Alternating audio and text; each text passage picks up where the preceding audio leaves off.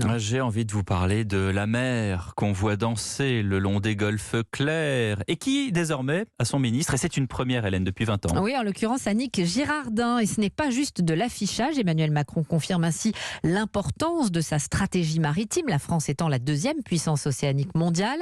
Sur la côte d'Opale, dans le Pas-de-Calais, on attend beaucoup de ce nouveau ministère. Maximilien Carlier. Dans le port d'Étaples, on entend les drisses, les cordages pour hisser la voile claquer contre les mâts. Quasiment que des bateaux de plaisance, un chantier naval.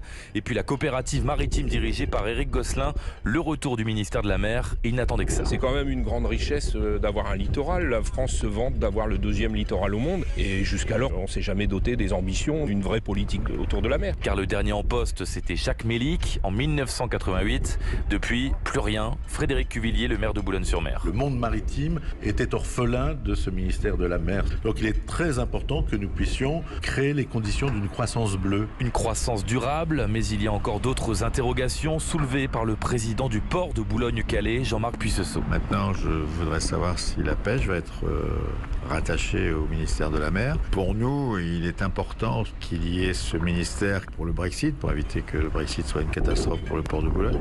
Donc ça suscite beaucoup d'intérêt. Et on ne sait pas non plus quel budget sera alloué à ce poste transversal interministériel lié au transport, à l'écologie, à la transition énergétique et au tourisme. Étaples, Maximilien Carlier, Europe 1.